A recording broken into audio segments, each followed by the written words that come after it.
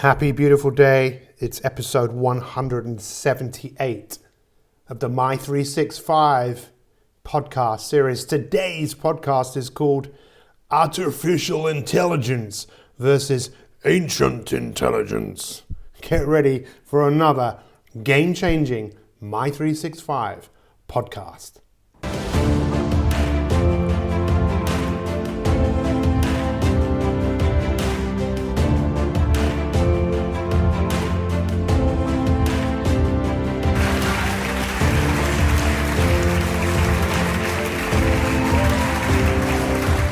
Happy beautiful day, my friends. Thank you so much for joining me for another podcast today. This podcast is called Artificial Intelligence versus Ancient Intelligence. And this is a subject that I'm deeply passionate about. I say a subject, well, really we're talking about two different things. Artificial intelligence, or AI, as it's known, versus ancient intelligence. And this really became very interesting to me when I was writing our book, Inspirators, which comes out in April, which is this is the 19th book I've written, and it's all about inspiring leaders who lead by being inspired themselves. You know, they look at themselves in the mirror and go, you know what, you are the person that I want to follow. And I believe that when we are like that, people naturally gravitate to us.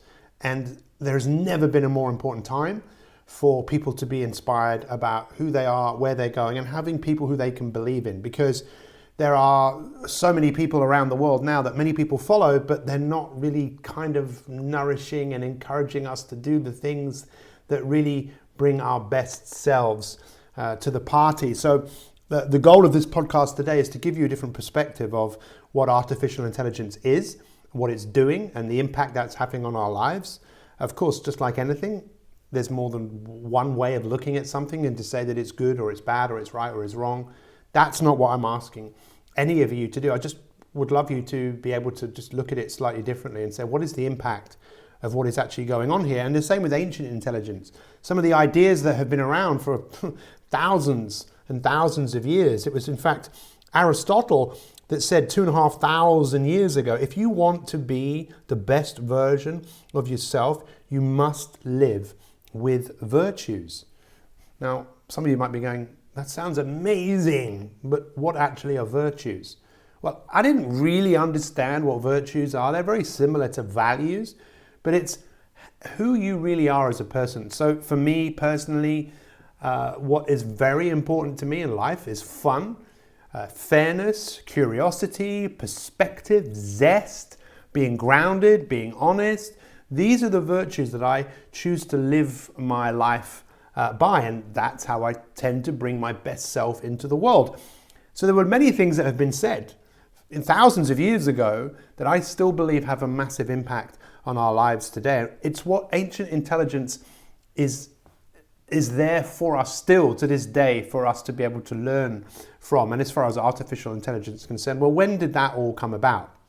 Well, think about it. Artificial intelligence is just making it possible for us to have a series of tools that are available to us. And ancient intelligence was people that were looking for intelligent ways to live, thrive, and survive, and they would make tools. And those tools would often save their lives in terms of being attacked, or save their lives in terms of food or making things. And so we've always been interested in looking at intelligent ways to improve our lives. But if you look at what artificial intelligence has done over the last however many years, it was 1959 that machines were programmed that could actually play, I think it was drafts. These machines were programmed that a human could play against a machine. And of course, I don't know how artificial intelligence has affected your life, but in the 70s, I remember getting an Atari and playing a computer game. But it's like, where is this all going? Well, it's estimated that by the year 2033, there'll be no cashiers, there'll be no bus drivers. It'll all be done by artificial intelligence. I don't know whether you've ever seen the film The Terminator and the second one, The Rise of the Machines, that this is what's happening. Technology is taking over our lives, which in many cases is great. You know, I'm a massive fan of Amazon Prime. The fact that I can order something and somehow they can work it out and the next day it's here. So, well, how did that get here? So there are some great things about all of these things, but I think there's something else going on, that in the pursuit of things in our life, what is it that we are really pursuing? So let's look at ancient intelligence and look at the Greeks. So the Greeks, many thousands of years ago, started to work a few things out. The story is that they didn't want to give all of the power to, well, what would the gods have us do? They started to think, well, maybe we should be starting to work some of this stuff out for ourselves, taking responsibility. And that's where things like mathematics and astrology and many of the things which we still look at today, geometry, these things that we've studied and learned have come from the ancient intelligence of people who decided to take responsibility. It was Greeks that also said that we are teleological, that we are what they called it telos, that we need goals to aim towards, to focus our brain, that our brain loves to have goals. And with artificial intelligence, I think it's just making us incredibly lazy and making us to the point where, and this is when we look at millennials, that people talk about the fact that they are harder to reach and their attention span is lower. Well, maybe the technology that we have is making us become time poor.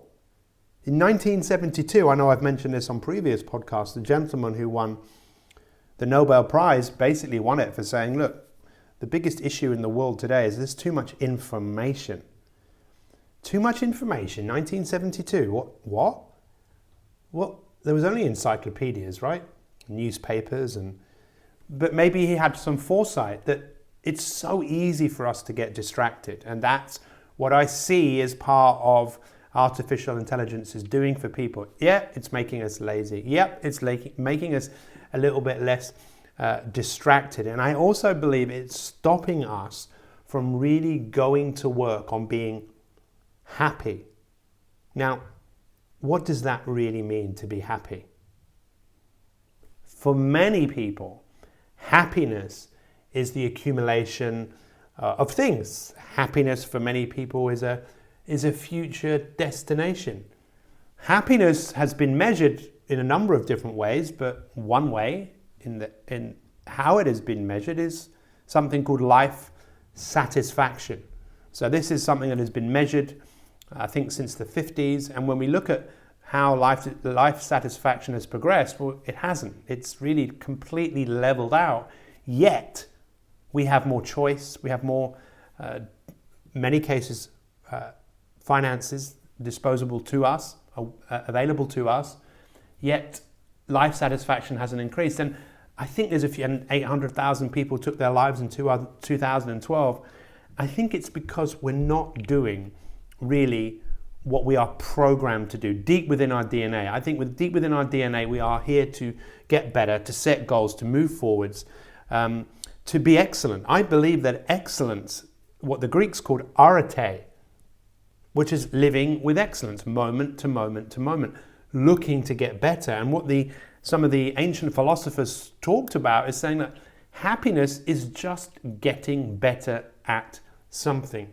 So if you think about when you're at your happiest, it's probably because you're seeing something growing, seeing something develop, seeing a return on the effort that you're putting into things. That, to me, is real life satisfaction. And I often say this to people. I say, I bet you'd love a holiday. And they go, yeah. I say, well, how long would you like a holiday for? You know, that you could just sit on the beach and everything would be taken care of. Most people would say a week, 2 weeks, 3 weeks. But then a lot of people start to get itchy feet, that there's something that they need to do, that they have to do. So with too much information and an abundance of choices and such an easy ability for our brains to get distracted, we really have to take a good hard look at ourselves, I believe, and look at how we're living our life. Now, the thing about how you're living your life, well, you're seeing it through your own eyes. To see what's going on behind the scenes is a little bit more challenging. So there is a tool that's called awareness. And I think it's the most powerful tool that any of us can use.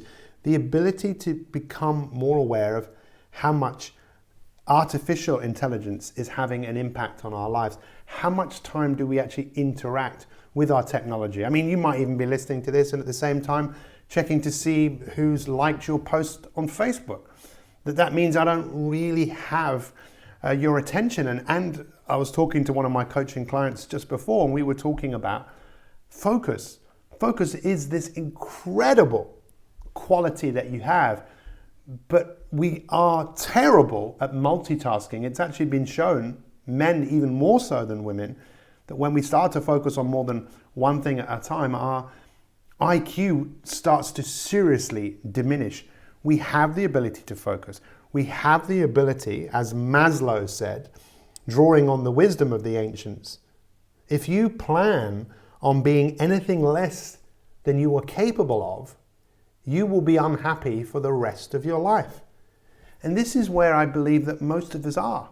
We're okay. We have moments of happiness, looking for things outside of ourselves to make us feel good, but then we go back to a default setting. And I mentioned this in my previous podcast, episode 177, when we were talking about how to conquer the imposter syndrome of people feeling they're not quite good enough. And this is where artificial intelligence and the algorithms of things like on Facebook and Instagram that know what you're looking at and will feed to you things that it thinks that you want to be fed. So whether it's a picture of someone's six-pack or whether it's a product or a service that it feels that you need based on what you're looking at, it's a dangerous world. And I think if we relinquish the ability to make decisions and think, oh, well, it's not really up to me, is it? It's like Brexit. When this goes out, Brexit, this whole thing is so still up in the air for so many people. And you can tell that pardon my French, I was going to say the S word, something's going to go down. Lots of things are going to go down, I think. And it's a time of uncertainty.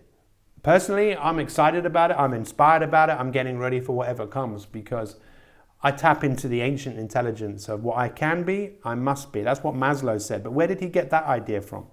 I don't think there's such a thing as new ideas. Every idea has been taken from someone else. And there is some wonderful wisdom. Even the word hero that comes from the Greek word heros, which means the protector. And that's what we should be doing, protecting ourselves, being our best, and realizing what artificial intelligence is doing for so many people. It's stopping us from going to work on the greatest product, the greatest opportunity that we have, which is to make ourselves better. Mentally, physically, emotionally, go to work on ourselves and realize that is a lifetime of work. That is a lifetime of practice. And there doesn't seem to be any other way for people to be as fulfilled as they possibly can and to give that back to the world. Learning how to do everything in balance is the biggest challenge. So we talk about work-life balance. There's no such thing. There's no such thing as work-life balance. Like, oh, I've achieved it. I've balanced. It's balancing. So I ask all of us to wake up, smell the roses or smell the coffee. That's what I like to do. And realize I'm taking control of my life. Realize what is actually really important. I said this in the last podcast. Write down on a piece of paper, what do you want? Do you want to spend huge amounts of time interacting with artificial intelligence? Or do you want to start interacting more with human beings? Look, I'm not saying Instagram, Facebook, LinkedIn, all of these things are bad things. Of course they're not.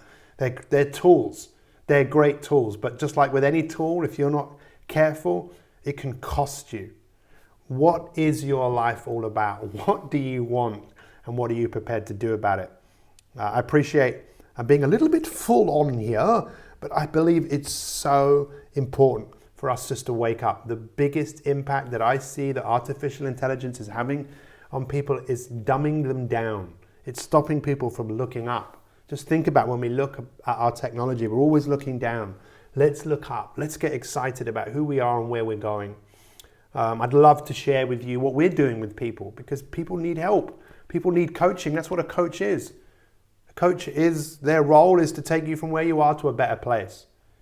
Take some time to see what coaching can do for you. Look at the case study training that we did. It's free. Just check it out. You might learn something. You might have learned something from this podcast.